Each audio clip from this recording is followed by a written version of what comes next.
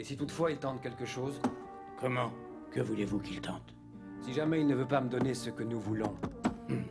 Il n'a aucune raison d'agir ainsi. Pourquoi le ferait-il? Nous retrouverons bientôt ce que nous cherchons. Faites bien attention.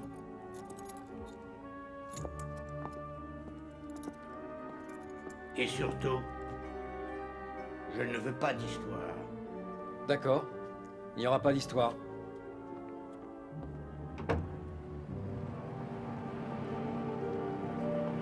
Alors, qu'en pensez-vous, Poirot? Tout ceci me semble très désordonné, Hastings. Qu'entendez-vous par désordonné? Je ne vois pas ce que l'ordre vient faire là-dedans. Il est très compact, vous devez bien l'admettre.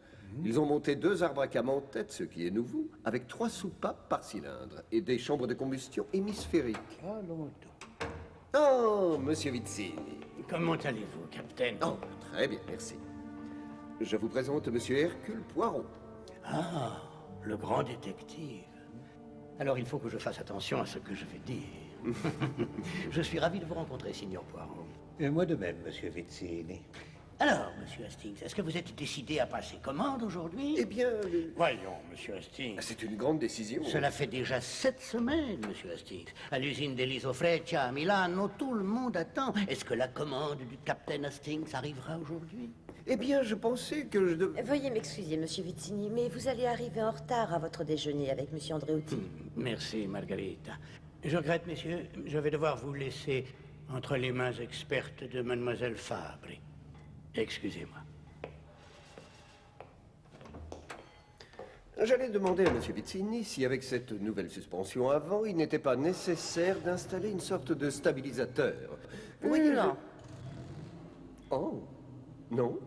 Seulement, Des barres de torsion attachées aux traverses maintiennent chaque essieu aussi bien à l'avant qu'à l'arrière. Oui, c'est très appréciable, seulement... Et la suspension est assurée par des lames et des amortisseurs. Vraiment. Bien. Il va falloir que vous preniez une décision, Oui, Hastings. je vais y réfléchir. Demain, c'est le dernier jour. Et je l'ai noté dans mon agenda. Se décider pour l'achat de la voiture.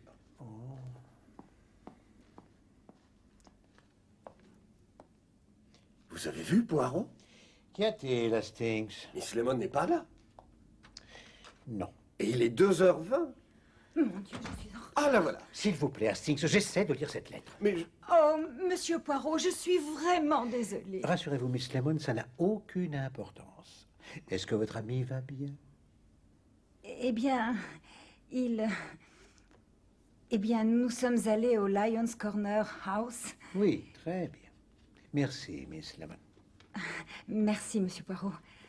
Oh, Miss Lemon, pourquoi n'inviteriez-vous pas votre ami, monsieur... Comment s'appelle-t-il déjà? Monsieur Graves. Oui, c'est cela. Pourquoi n'inviteriez-vous pas monsieur Graves à venir prendre le thé? Oh, oui, merci, monsieur Poirot. À ce propos, monsieur Graves s'est montré très intéressé lorsque je lui ai dit que je travaillais pour vous. Il admire beaucoup tout ce que vous faites. Excellent. Merci, Miss Lemon.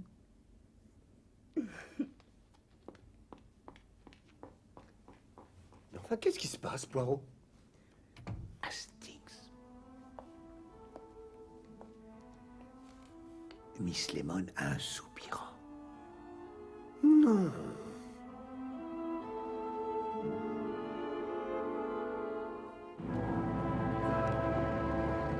Vous devez signer ici et ici. Et quand aurai-je la voiture? Nous devons recevoir 3 véhicules demain. Je vais téléphoner...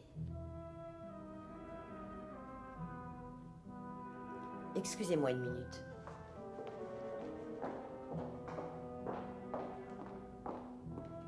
Veuillez dire à M. Pizzini que je désire lui parler. Vous croyez que vous pouvez rencontrer Monsieur Pizzini comme bon vous semble? Mais bien sûr, nous sommes en affaires ensemble. Ah, parce que vous appelez ça des affaires. Vous allez un peu loin. Il ne fait pas d'affaires avec des gens comme vous. Il serait plus sage de sa part qu'il accepte de recevoir. Ah oui, vraiment. Dites à M. Pizzini que c'est pour demain et que c'est le dernier délai. Bonne journée, mademoiselle Fabri, et à très bientôt.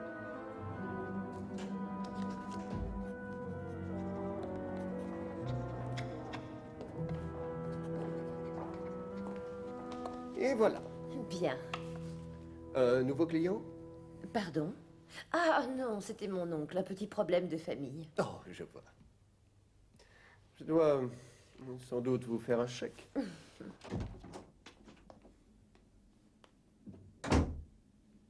pour moi un grand honneur, Monsieur Poirot. Je vous remercie infiniment de votre invitation. Ah, Hastings. Alors, cette voiture. Elle est commandée et payée. Captain Hastings, je vous présente Monsieur Graves. Enchanté. Enchanté. Je disais justement à Monsieur Poirot combien je vous envie. Votre travail est fascinant. Oh, vous savez, je vous en prie. Merci. Donc, après la guerre, je suis resté dans la marine. J'aurais dû être démobilisé en 19. Monsieur Graves, c'est un très joli bateau. Pas un cuirassé, j'espère. Oh non! Montre-leur la photo, Edwin. D'accord. Voilà. Oh, oh, il est très joli. Fantasia Felice.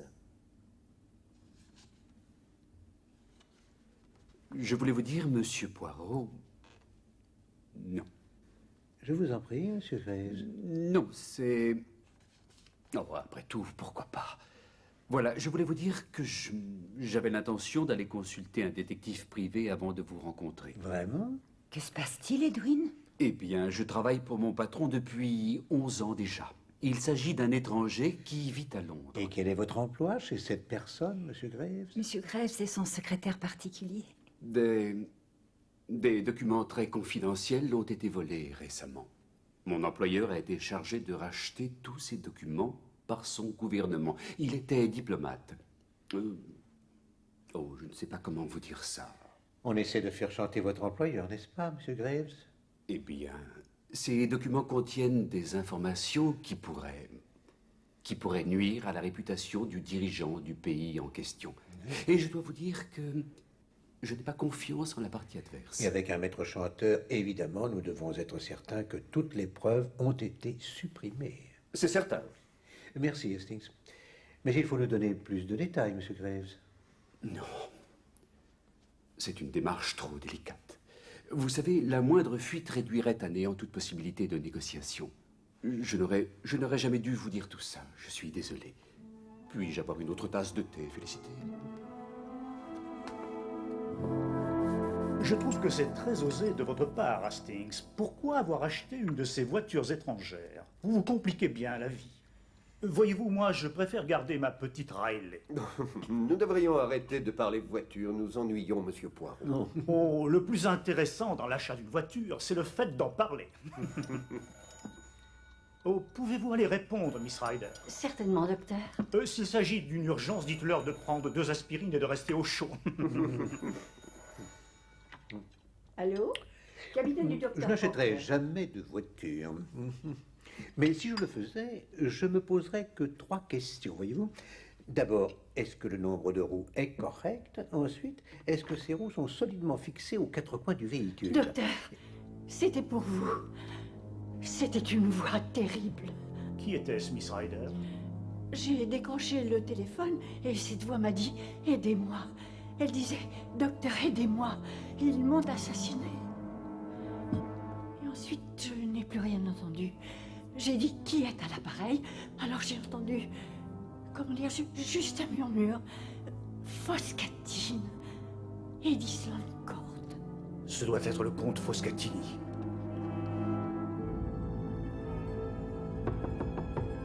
Il y a quelqu'un? Vrai? Ça devient très sérieux. Que se passe-t-il? Je suis le médecin du comte Foscatini. J'ai reçu un appel du comte disant qu'il s'était fait agresser et qu'il était mourant. Avez-vous un double de la clé?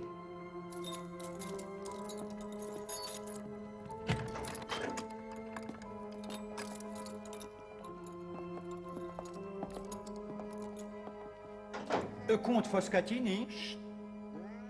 Qu'est-ce que c'est?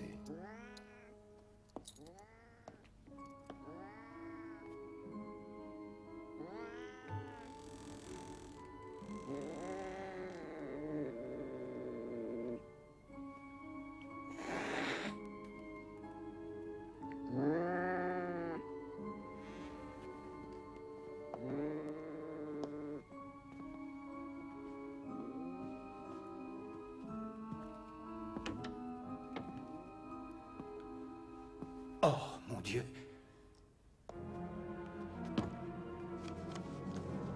Il faut que j'appelle la police.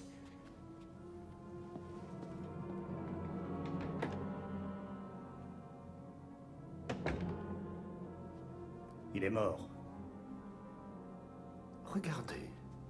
C'est peut-être l'arme du crime? Possible. Hastings, fouillez tout l'appartement. Je dirais que la mort a été instantanée. Je serais vraiment très étonné qu'il ait pu téléphoner.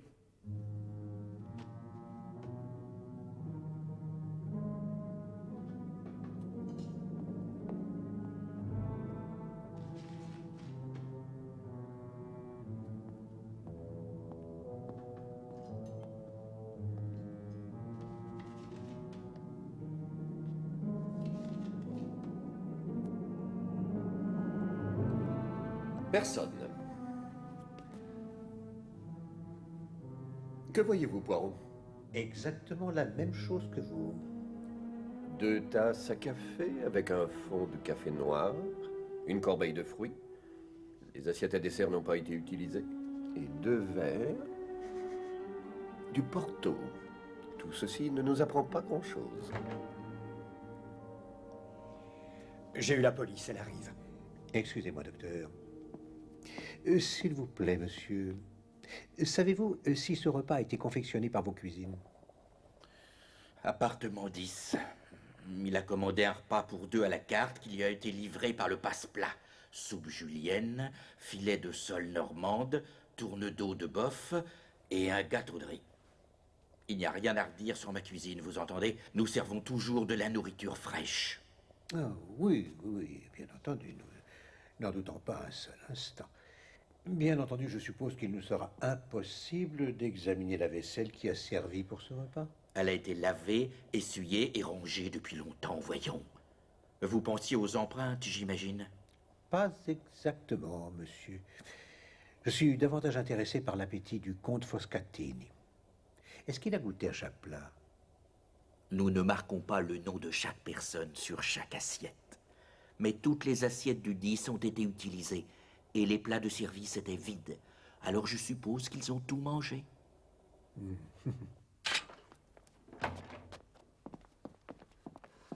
Essayez de terminer les photographies avant de relever les empreintes de dose. Merci de votre aide, Dr. Hawker. Ah, tiens. J'ai réussi à être là avant vous cette fois, Poirot. Ah, non, pas du tout, inspecteur Charles. J'étais en haut pour interroger le cuisinier. Je ne m'y ferai jamais. Vous n'avez pas encore fini? Désolé, inspecteur, on travaille aussi vite que possible. Une bien triste affaire, n'est-ce pas? Une mort violente est toujours triste. Ah, Dieu sait que la mort nous touche tous bien assez vite. Monsieur Poirot, que faites-vous ici? Que se passe-t-il? Monsieur Graves? Où est mon maître? Qui êtes-vous? Je m'appelle Graves, je travaille chez le comte Foscatini comme valet. Que se passe-t-il? Votre maître vient d'être assassiné. Voilà ce qui se passe.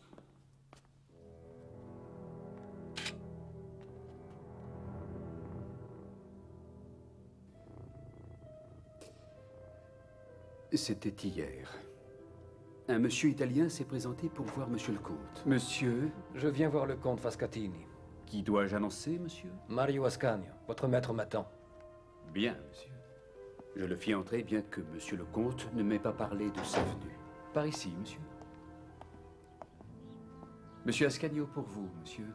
Mais bien sûr. Entrez, je vous en prie, signor Ascanio. Vous allez bien? Très bien, merci. Graves. Monsieur? Allez chez Bates me chercher ce chapeau melon que je leur ai commandé. Très bien, monsieur. Vous êtes donc sorti. Vous ignorez ce qui s'est passé entre eux? Pas tout à fait. J'ai été très surpris que monsieur le comte m'ait demandé de m'absenter alors que nous avions un visiteur. De ce fait, j'ai quelque peu traîné. Et qu'avez-vous entendu? Allô? Oui, je voudrais commander un déjeuner pour 2, appartement 10. Je n'ai pas tout entendu très clairement, mais je sais qu'ils ont déjeuné ensemble Alors, pour je avoir entendu suppose monsieur le que vous avez comte commander un repas pour 2. Oui, je vois. Ensuite? Oui. Monsieur Ascanio m'a semblé présenter à Monsieur le comte le contenu de sa mallette. Je n'en suis pas certain, mais je crois qu'il a demandé de l'argent en échange. Ah, et maintenant nous avons une piste, un maître chanteur. Non, non, inspecteur. Monsieur le comte était on ne peut plus respectable. Si chantage il y a eu, je suis sûr qu'il agissait pour une tierce personne. Mais je ne sais pas qui. Bien. Que s'est-il passé ensuite? Rien. Rien jusqu'à aujourd'hui, lorsque monsieur m'a dit que le même homme allait venir pour le dîner de ce soir. Et? Il est venu. J'ai servi le dîner. Et après leur avoir servi le porto, monsieur le comte m'a donné ma soirée. Ils sont allés dans son bureau. Et moi, je suis parti. Quelle heure était-il? Juste avant 21h.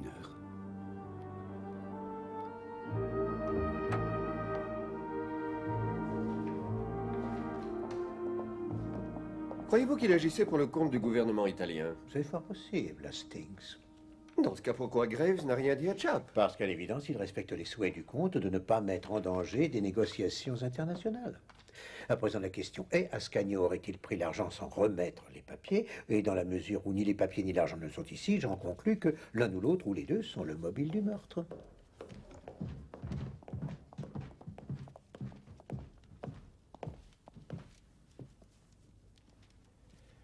L'horloge était sous le bureau. Apparemment, la victime a dû la bousculer en tombant en avant. Ah, ça nous arrange. Nous avons l'heure du crime maintenant. 9h10. C'est l'heure à laquelle le téléphone a sonné chez le docteur Hawker.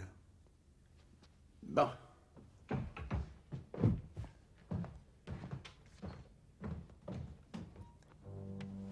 Une petite minute. J'ai déjà vu cet homme au garage lorsque j'ai acheté ma voiture. C'est l'oncle de mademoiselle Fabry.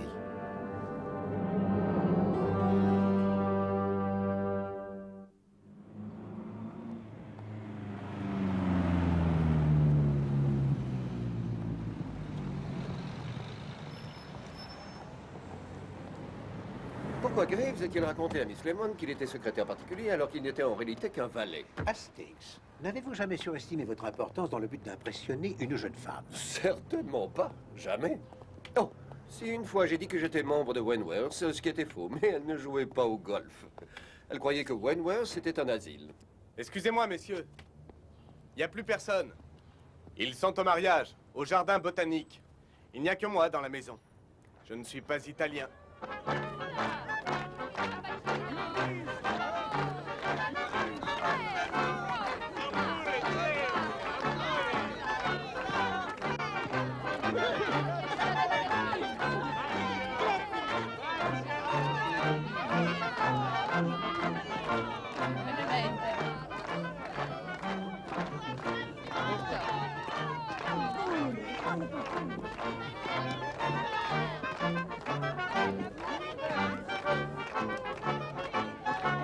Sei bellissima.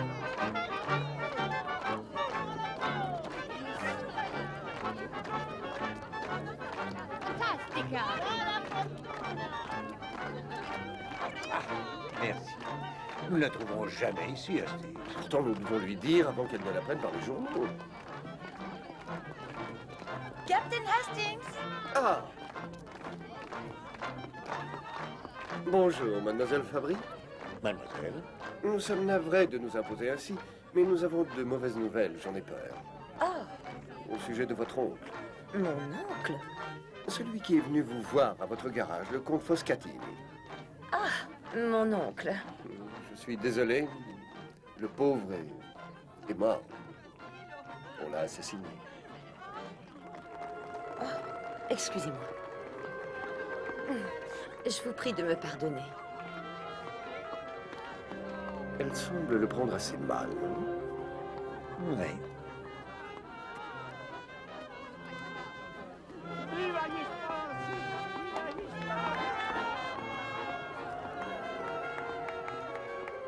Il faut que je vous parle.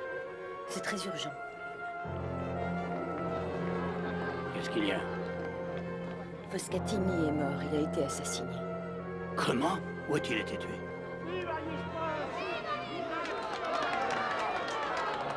dire? Le capitaine Hastings et son ami Monsieur Poirot, ils sont là.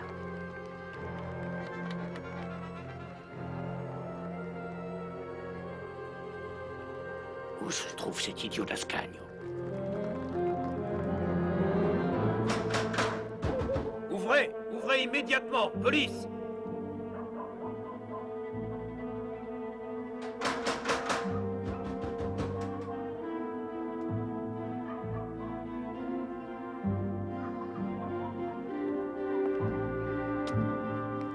Vous cherchez Ascagno? Oui. Ah, il est pas là. Il est pas là depuis lundi.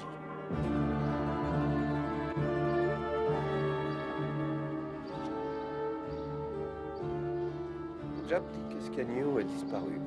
Il fait surveiller tous les ports au cas où il essaierait de rentrer en Italie, mais... Monsieur le premier secrétaire va vous recevoir.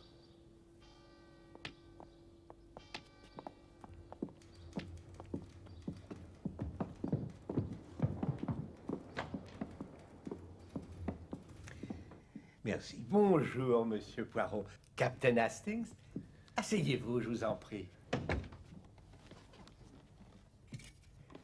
Après votre appel téléphonique, Monsieur Poirot, j'ai fait mener une petite enquête. Ici, à l'ambassade, nous ne connaissons aucun comte Foscatini. Oh, son majordome semble croire le contraire. Oui, il pense que le comte menait au nom de votre gouvernement des négociations assez délicates. Non. Et en ce qui concerne ce Mario Ascanio, aviez-vous des contacts avec lui? Sachez que notre gouvernement n'entretient aucune relation avec un masnadière. Vous savez donc qui est ce monsieur? Toutes nos ambassades à travers le monde essayent d'avoir des dossiers aussi complets que possible sur tous les masnadieri connus. Le nom d'Ascagno apparaît dans un certain nombre d'entre eux. Qu'est-ce que c'était que cette histoire de dossier sur je ne sais plus qui? La Masnada Hastings est une très ancienne association de malfaiteurs. Partis de Naples, ils sont partout de nos jours. Ah, comme cette mafia dont on parle tant. Oh non, c'est beaucoup plus vieux que la mafia.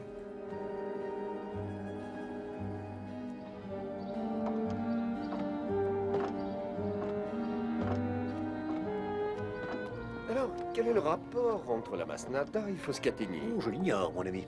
Peut-être sont-ils entrés en possession de ces papiers qui ont l'air d'embarrasser le gouvernement italien, et Ascagno était-il l'homme chargé de les revendre, tout comme le gouvernement a chargé le susnommé Foscatini de les acheter. À l'ambassade, ils disent ne pas le connaître. Que voulez-vous qu'ils disent?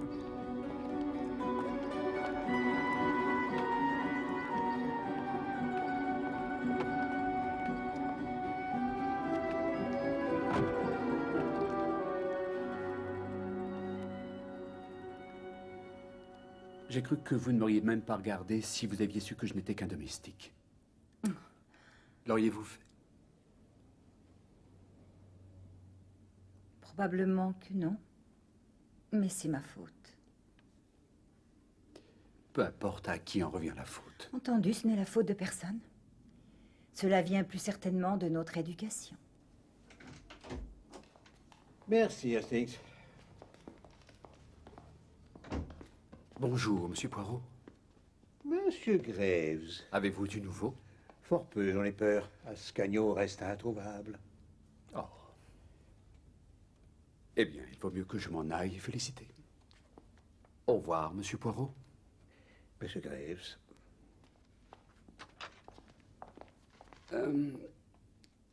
Je n'aurais jamais dû laisser Monsieur le Comte seul ce soir-là. Je vous avais dit que cet Ascagno ne m'inspirait pas confiance. Et ça n'est pas votre faute, Monsieur Graves.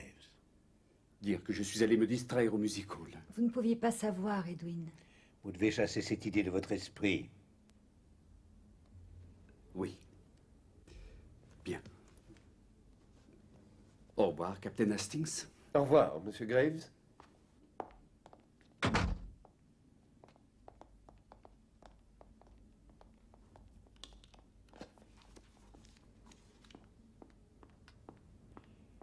J'ai découvert quelque chose d'assez intéressant, Monsieur Poirot. Et qu'est-ce que c'est, Miss Lemon? Savez-vous qui était le comte Foscatini? Plaît-il? C'est quelqu'un qui n'existe pas. Que voulez-vous dire? J'ai cherché à Comte Foscatini dans votre almanach du Gotha. Il n'y a pas ce nom et il n'y en a même jamais eu, si j'ai bien lu.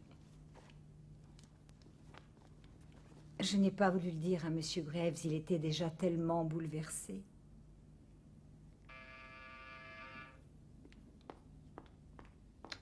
Vous voyez, Hastings, dans une affaire de meurtre, on passe tellement de temps à rechercher le tueur que l'on en oublie de se renseigner sur la victime. Un monsieur Darida souhaite vous voir, Monsieur Poirot. Il vient de l'ambassade d'Italie. Qu'il entre, Miss Lemon. S'il vous plaît, Monsieur Darida.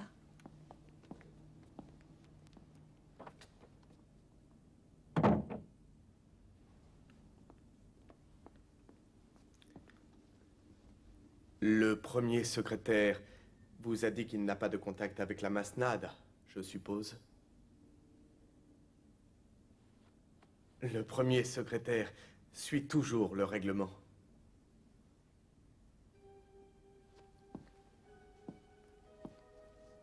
Ascanio est venu à l'ambassade ce matin. Il a essayé de vendre certains papiers. Et quel papier? Que disait-il? Je n'en sais rien, mais une chose est sûre.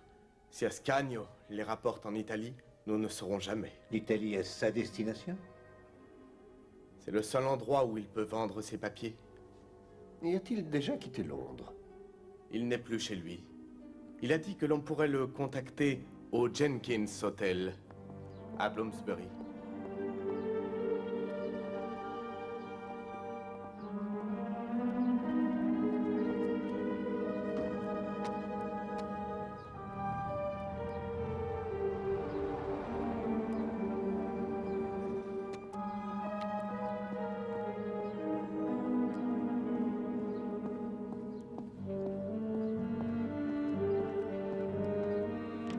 Le suspect est là, inspecteur. Allez prévenir les autres, Meadows. Entendu.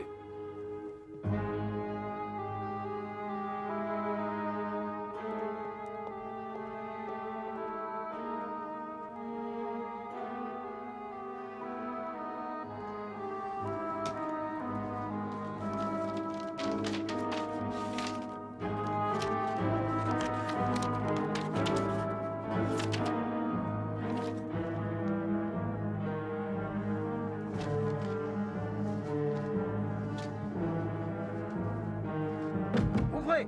Police! Allez, ouvrez cette porte! Enfoncez la porte. Excusez-moi.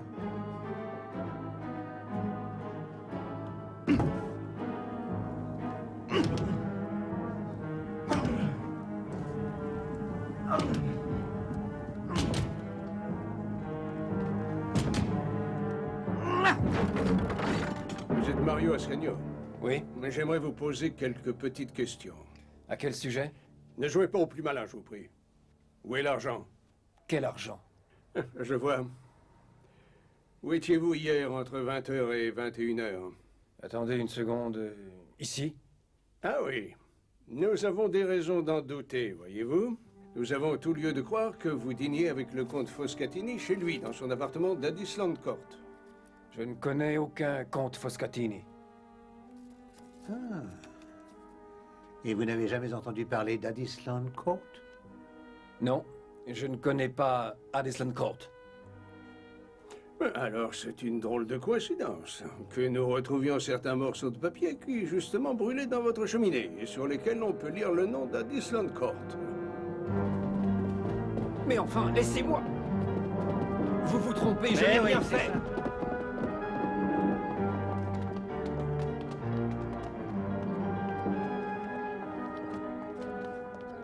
Et voilà, c'est réglé.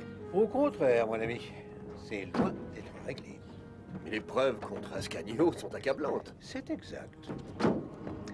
Ascanio a fait chanter le gouvernement italien. Oui. Et Foscatini était employé par le dit gouvernement pour récupérer auprès de Ascanio des papiers compromettants. Exact. Alors pour quel motif Ascanio a-t-il tué Foscatini? Eh bien... Et où est l'argent? Et une autre chose que nous devons considérer avec attention, c'est la fenêtre de la salle à manger des Foscatini. La fenêtre? Mais elle était fermée. Personne n'a pu entrer ou sortir par là, j'ai bien remarqué. Précisément, mon ami. Ascanio a-t-il avoué le meurtre, inspecteur? Pas encore, mais je suis confiant, ça ne va pas tarder. Avez-vous trouvé une grosse somme d'argent sur lui? Non. Mais ces empreintes correspondent à celles qui se trouvent sur une des tasses et sur un des verres à Porto qui était sur la table chez le comte Foscatini. Et quel est le mobile de Ascanio? Justement, j'ai une nouvelle pour vous, Poirot. Une nouvelle? Le signor Mario Ascanio est dans notre dossier sur la Masnada. Poursuivez? Comment ça, poursuivez? Et vous vouliez un mobile? Eh bien, vous l'avez! C'est leur façon de procéder! Chantage, meurtre!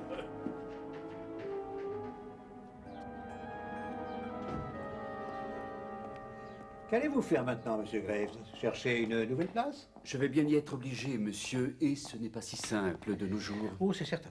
Ah, monsieur Graves, le soir du meurtre du comte Foscatini, les rideaux de cette fenêtre n'étaient pas tirés. Pas tirés, monsieur? Non. Non, non, ils étaient ouverts, exactement comme maintenant. Mais... Je suis sûr de les avoir tirés. Oui, je l'ai fait avant d'annoncer le dîner. À moins que monsieur le comte ne les ait rouverts. Pourquoi aurait-il fait cela? Mais peut-être pour voir quelque chose qui se passait à l'extérieur.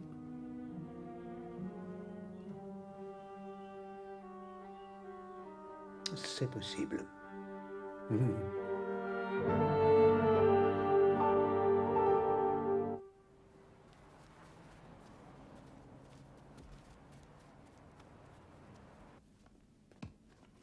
Je ne comprends plus rien à cette affaire, Poirot. Oui, c'est un vrai puzzle, Hastings.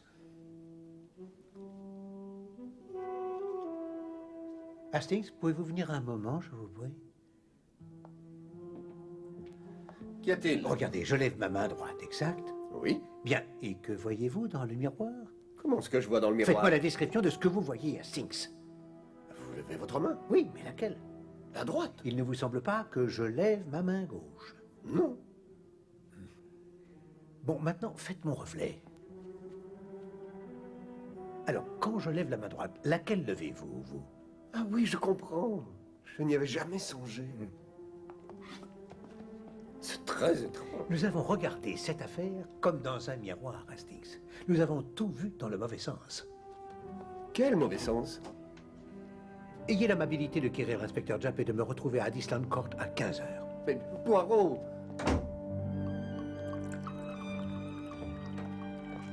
Excusez-moi, signor Vizzini. Et le signor Poirot. Je n'ai pas l'habitude que les gens se présentent ici sans être attendus. D'ordinaire, c'est moi qui les appelle. Il y a une question que j'aimerais vous poser, monsieur Vizzini.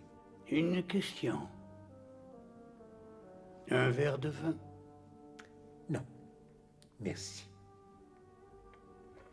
L'homme qui se faisait appeler comte Foscatini, avec quoi vous est-il chanté?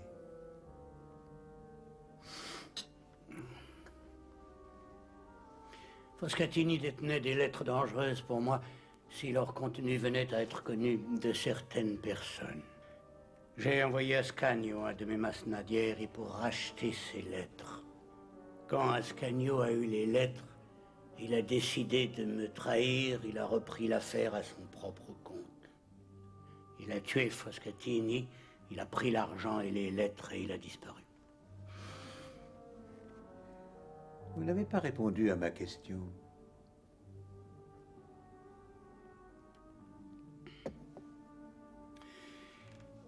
Ces lettres contiennent certaines informations. Bon. Je vais tout vous dire. Elles contiennent la preuve que j'ai apporté un important soutien financier à plusieurs organisations antifascistes. Mais cela ne vous faisait aucun tort dans ce pays. Cher monsieur Poirot, la majorité de mes affaires seraient arrêtées du jour au lendemain. Le signor Eliso, dont le capitaine Hastings admire tant les automobiles, est toujours anxieux de satisfaire Benito Mussolini. Il me ferait fermer le garage dans la seconde. J'ai de bonnes nouvelles pour vous à ce sujet, monsieur Vizzini. Les lettres ont toutes été détruites. Ascanio les a brûlées. En ce qui concerne votre argent, Ascanio ne l'a pas. Il n'est pas dans l'appartement du comte Foscatini. Mais peut-être existe-t-il quelque part un endroit où le comte aurait pu le cacher. Quelque part, hein? Non, non, non.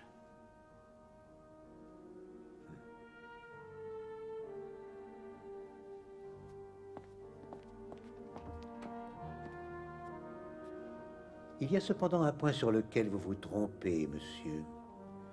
Ascanio n'a pas tué le comte Foscatini.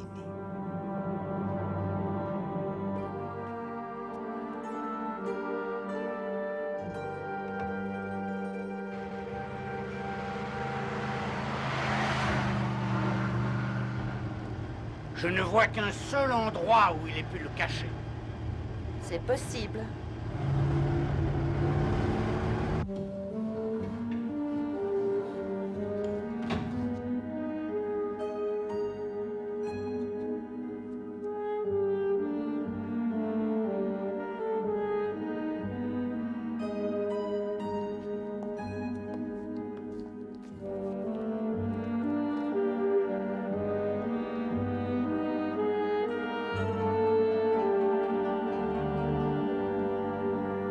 Lorsque j'ai dit que nous regardions cette affaire dans le mauvais sens, j'ai dit cela parce que je me suis retrouvé obligé de penser à la victime.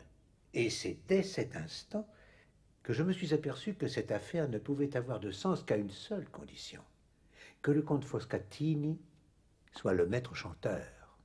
Essayez-vous de nous dire que Foscatini était aussi un maître chanteur? Pas aussi, inspecteur Japp. Foscatini était le maître chanteur. Comment cela? Le point crucial, comme je le suspecte depuis le départ, est le dîner qui a été commandé au chef des cuisines et qui a été servi à cette table le soir du 6 mai. Vous souvenez-vous de quoi était composé ce repas, Hastings? Oh, eh bien, je sais qu'il y avait une soupe. Appartement 10. Il a commandé un repas pour 2 à la carte qui lui a été livré par le passe-plat. Soupe julienne, filet de sole normande, tourne-dos de bœuf et un gâteau de riz. Il n'y a rien à redire sur ma cuisine, vous entendez? Et qu'avons-nous trouvé sur la table? 2 tasses à café avec un fond de café noir, une corbeille de fruits, les assiettes à dessert n'ont pas été utilisées, et 2 verres dans lesquels il restait du Porto. Félicitations, Hastings. Mais voyez-vous, Foscatini n'a pas touché à ce dîner. Je vous demande pardon? Le rapport post-mortem du médecin légiste révèle que l'estomac était quasiment vide.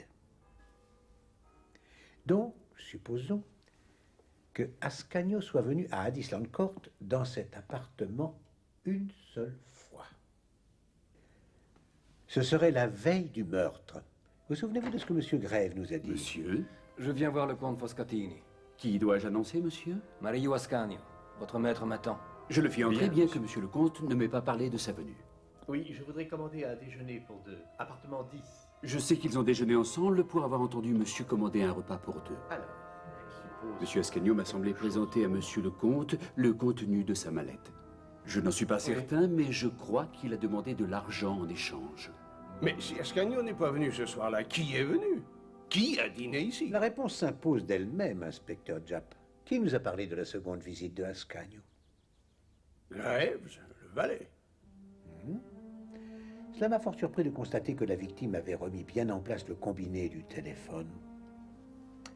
Mais j'ai compris quand j'ai vu que les rideaux n'étaient pas tirés. Mais que viennent faire les rideaux dans cette histoire? Le comte Foscatini était déjà mort, mon ami, à l'heure où M. Graves a commandé le dîner.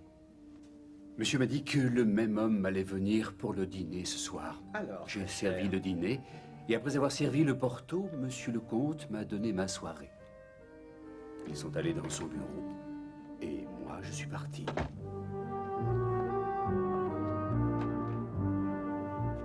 Il n'y a qu'une personne qui ait pu tuer le comte Foscatini.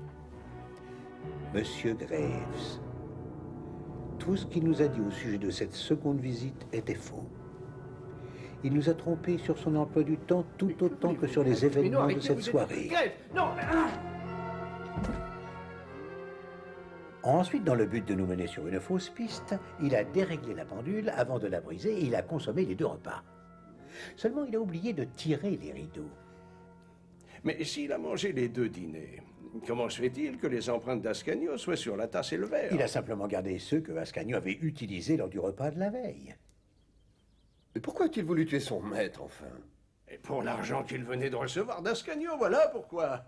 Et maintenant, il en a assez pour aller où il veut. Espérons que ce n'est pas trop tard. Allô? Sergent Meadows, lancez immédiatement un avis de recherche au nom d'Edwin Graves. Le valet? Oui, c'est exact. Le valet. J'appelle les ports. Et les aérodromes. Quel motif? Recherché pour meurtre du comte Foscatini. Une minute. Il y a son bateau. Son bateau, où ça? Oh, attendez. Oh, Poirot, souvenez-vous, la photographie. Oh, il est très beau. Voyons, qui avait-il écrit? Fantasia Feliz. Et où est-il ancré? Chichester. Quoi? C'est ce qui était écrit, Fantasia Feliz, Chichester.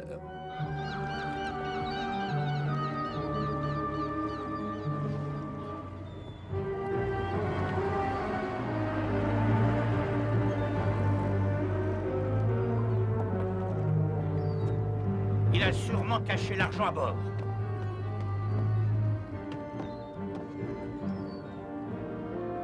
J'espère que vous ne vous êtes pas trompé, Captain. Je l'espère aussi. Je sais qu'il était écrit Chichester.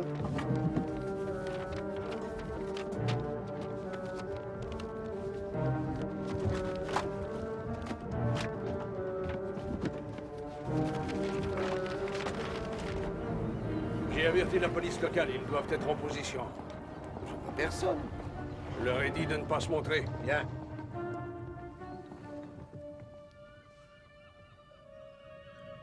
C'est le bateau qui est là. Il y a une Eliso Freccia arrêtée juste à côté. Regardez. Tiens, tiens. La femme de Graves. Elle se dirige vers le bateau, en tout cas. Pauvre Miss Lemon. Oh mon Dieu. C'est vrai, j'ai oublié Miss Lemon. Qu'est-ce que c'est? On monte à bord.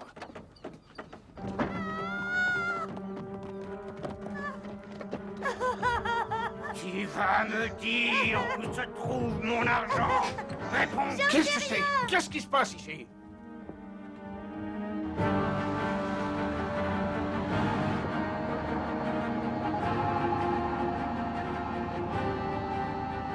Il ne reste plus qu'à trouver l'argent. Et Graves?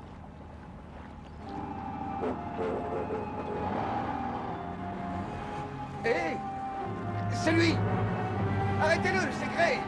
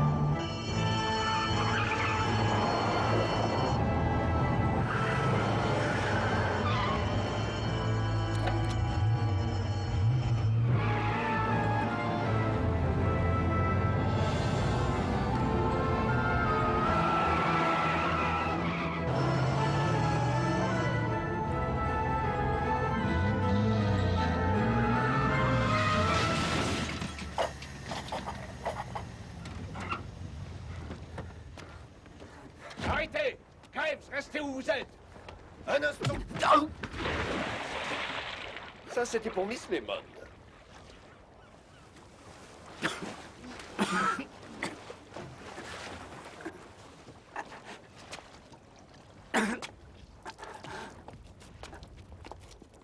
Edwin Graves, je vous mets en état d'arrestation pour meurtre. Meurtre? Ce n'était ni plus ni moins qu'un vulgaire maître chanteur. Emmenez-le. Merci, Monsieur Poirot.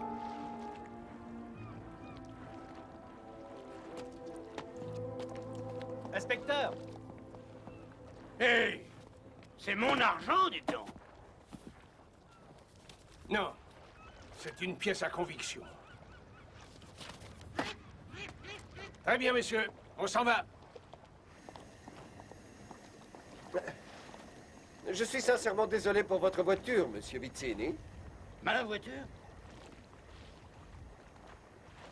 Non. C'est votre voiture. Ma voiture? J'étais partie pour vous la livrer lorsque...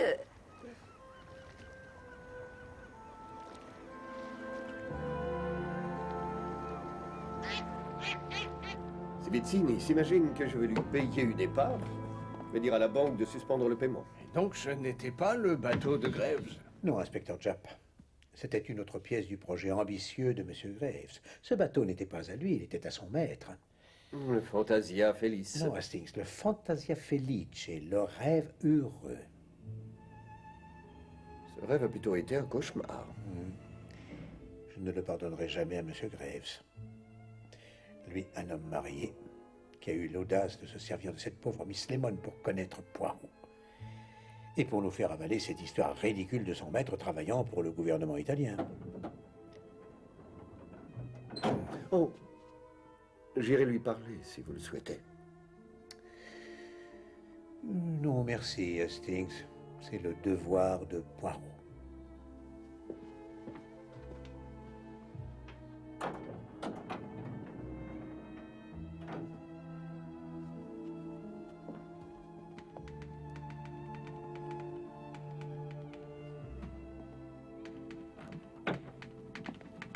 Oui, monsieur Poirot? Miss Lemon, Edwin a été arrêté tout à l'heure. Edwin? Oui, monsieur Graves. Tant mieux. Je ne vais pas le plaindre. Miss Lemon... Savez-vous ce qu'il avait l'intention de faire? Non. Il allait bientôt quitter l'appartement du comte Foscatini sans se préoccuper une seconde de l'avenir de son chat. Il aurait pu lui trouver un autre foyer.